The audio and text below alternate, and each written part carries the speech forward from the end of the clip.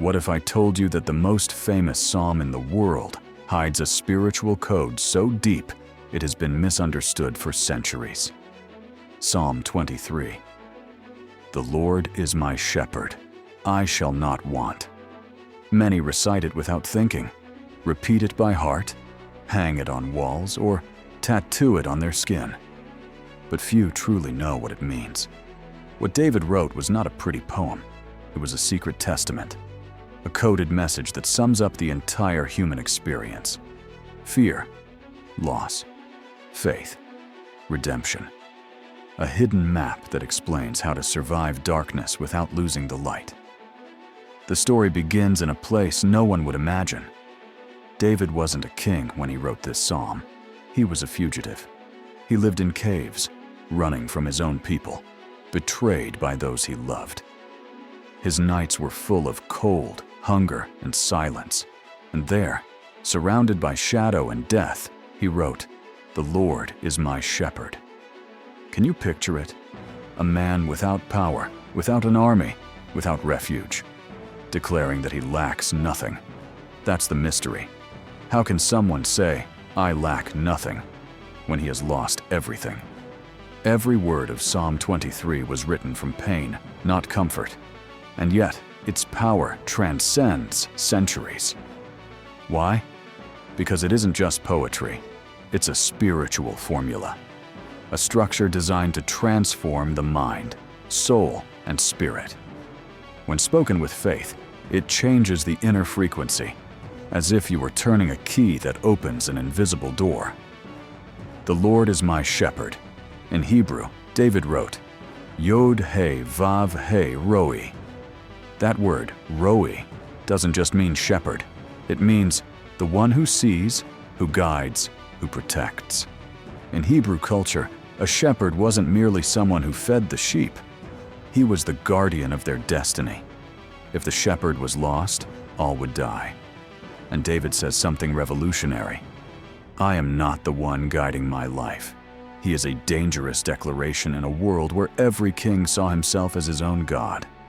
David surrendered control. That is the first secret of Psalm 23. True freedom begins when you let go of control. I shall not want. It doesn't say, I will have everything I desire. It says, I will lack no purpose.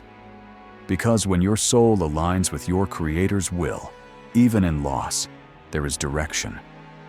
David understood that faith isn't about receiving, it's about obeying, and that the soul that trusts doesn't live in scarcity, it lives in fullness. He makes me lie down in green pastures. This line seems peaceful, but it's a metaphor for the soul that learns to be still. The pastures symbolize the word, and rest doesn't mean sleep, it means surrender. Surrender to a higher power, accepting that not everything depends on you. The rest of Psalm 23 is not physical, it's mental.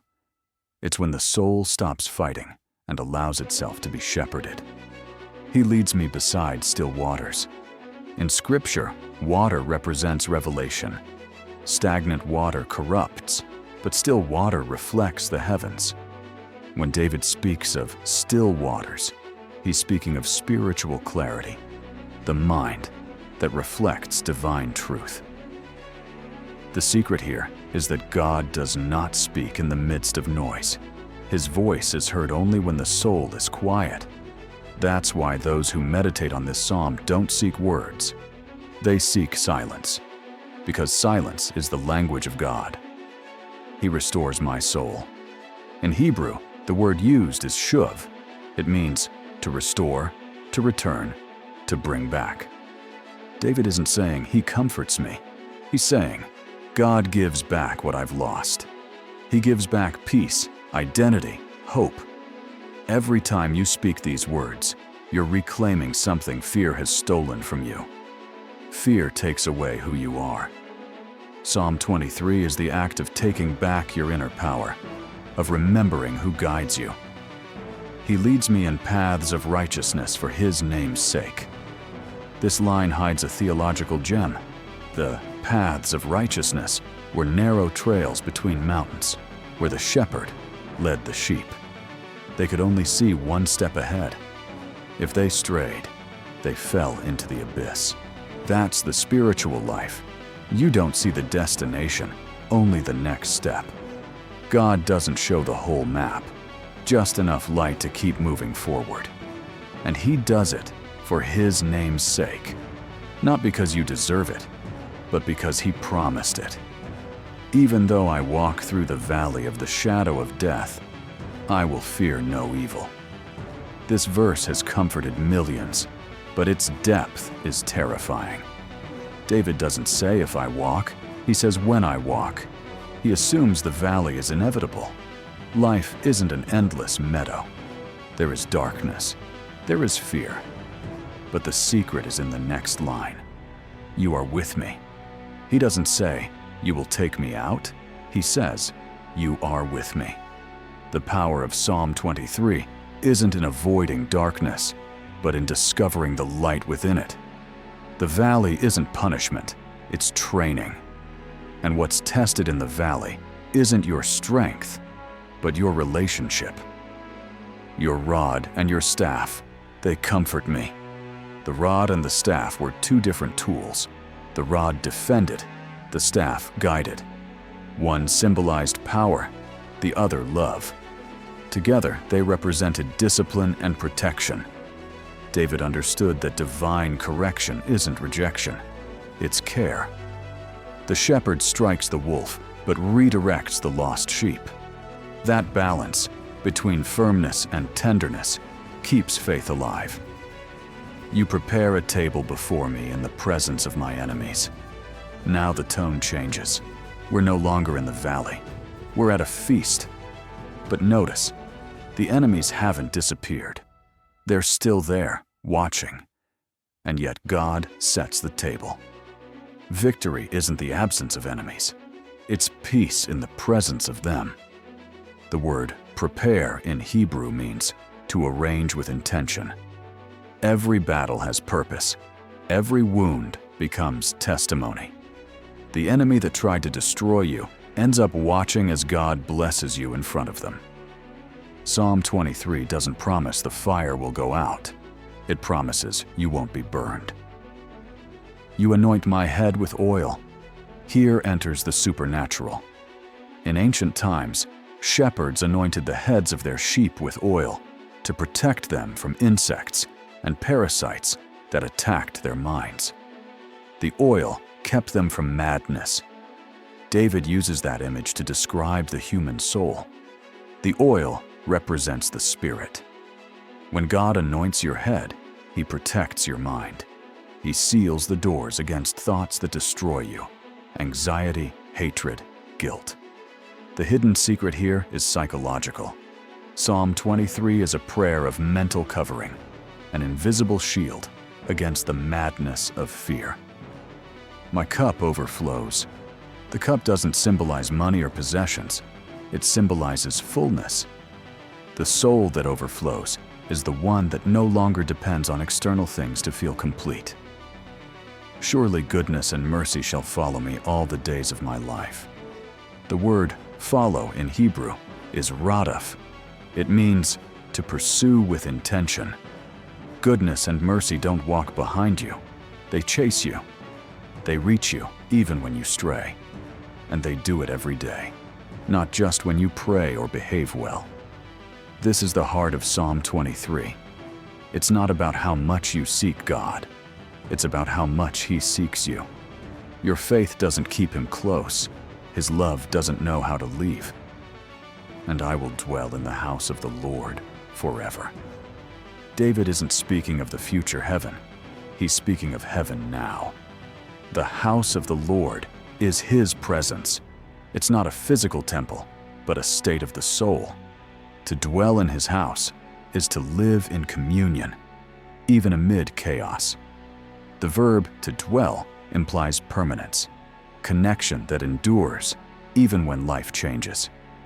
The final secret of Psalm 23 is this. It's not about dying well, but living awake. But there's a deeper mystery still. Psalm 23 stands in the middle of a spiritual trilogy.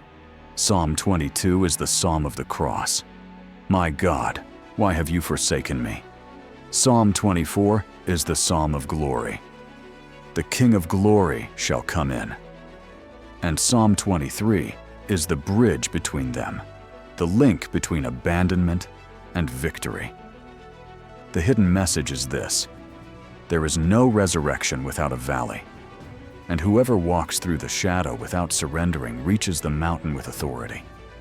David didn't know it, but he was writing his own prophecy, the rejected king who would become a symbol of eternal hope, the shepherd who centuries later would announce the coming of the eternal shepherd. Think about this. Why has this psalm survived thousands of years? Why does it still comfort people of every culture and age? Because it's not just poetry, it's vibration, a divine frequency encoded in human words. Every time it's spoken, the soul remembers where it came from. That's why it works the same in Hebrew, English, or Spanish. It's not the language that carries the power. It's the spirit moving behind it. Many have used it in funerals, not realizing it speaks not of death, but of life.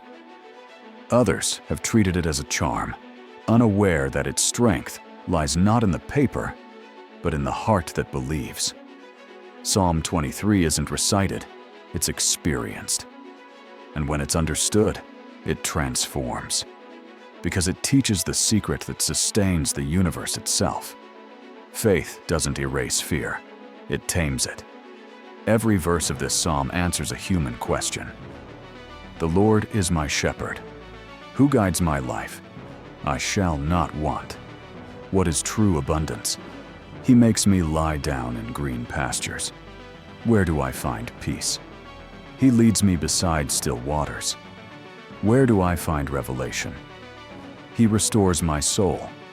How is what's broken healed? He leads me in paths of righteousness. Which path should I follow? Even though I walk through the valley of the shadow of death, how do I face fear? Your rod and your staff comfort me. What sustains me? You prepare a table before me. Where is victory? You anoint my head with oil. Who protects my mind? My cup overflows. What is fullness? Surely goodness and mercy will follow me. What pursues me? And I will dwell in the house of the Lord. Where do I belong? Each line is an answer. Each answer is a key. Each key opens a door, and every door leads to the same destination: inner peace. David didn't write this psalm for the saints, but for the broken. Not for the perfect, but for the doubting. And that is its true power. It speaks the language of humanity, fear, loneliness, hope, and translates it into the language of heaven, love, purpose, presence. And here comes the final secret. Psalm 23 has a circular structure. It begins with the shepherd and ends in his house. It means everything begins and ends in him. Even if you get lost along the way, you always return to the same point: his presence. The soul travels, stumbles, falls, but always comes back, because the shepherd's voice never stops calling. And when you finally hear that voice, everything changes. Worry fades. Fear dissolves. The soul rests, not because problems disappear, but because suddenly you understand you are not alone. And that is the most powerful truth of all. The universe is not an empty place. It's the echo of a voice that whispers, "I am your shepherd. You shall not want."